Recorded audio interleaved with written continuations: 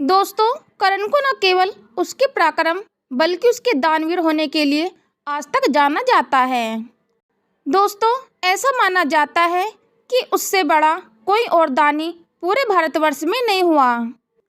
करण की मृत्यु के अंतिम समय में तो भगवान शिव तक ने उससे खुश होकर उसे वरदान दिया था।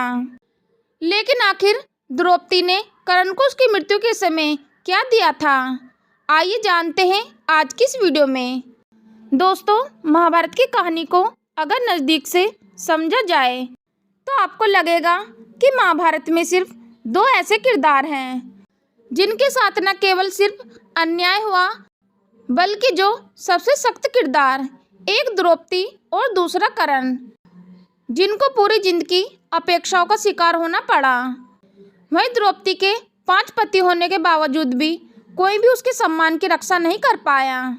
लेकिन आपको जानकर हैरानी होगी कि करण और द्रौपदी को लेकर एक और कहानी है, उनकी प्रेम कहानी। जी हाँ दोस्तों, बहुत कम लोग जानते हैं कि करण और द्रौपदी एक दूसरे से आजीवन प्रेम करते थे, लेकिन कभी भी व्यक्त नहीं कर पाए। हालांकि इन दोनों ने एक दूसरे का महाभारत काल के दौरान अपमान किया था, लेकिन द्रौपदी अपने पति अर्जुन से नहीं बल्कि महारथी करण से शादी करना चाहती थी। लेकिन उसकी किस्मत में अर्जुन और उनके 4 भाइयों के साथ शादी करना लिखा हुआ था। अब पांचाल देश के राजा द्रुपद की पुत्री होने के कारण द्रौपदी से जुड़ी कई विशेष बातें कई राज्यों में फैली हुई थी। उनकी सुंदरता, बुद्धि और विवेक को देखकर कई राजा द्रौपदी पर मोहित थे। लेकिन महारथी करण को द्रौपदी का निडर भाव बहुत पसंद था। द्रौपदी अपनी सखियों के साथ भ्रमण करने के लिए जाया करती थी।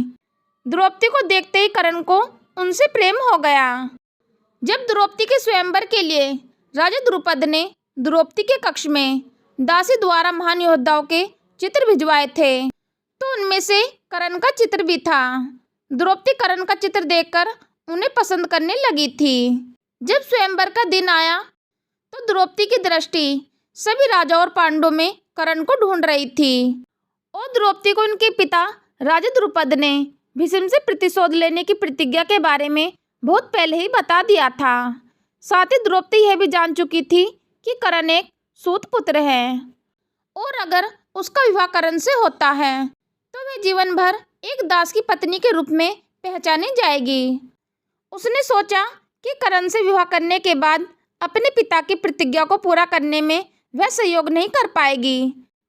इस दुविधा में पड़कर द्रौपदी ने अपने दिल की बजाय दिमाग की बातें सुनते हुए करण से विवाह करने का इरादा छोड़ दिया और अपने आप से निराशा हो चुकी द्रौपदी ने स्वयंवर में कठोर निर्णय लेते हुए करण को सूत पुत्र कहकर अपमानित किया। द्रुपद पुत्री ने भरी सभा में करण को कहा कि वह एक सूत पुत्र के साथ विवाह नहीं कर सकती। इससे करण को बहुत आघात पहुंचा कि द्रौपदी जैसी निडर और क्रांतिकारी सोचने वाली स्त्री उनका जाति के आधार पर इस तरह अपमान कैसे कर सकती है।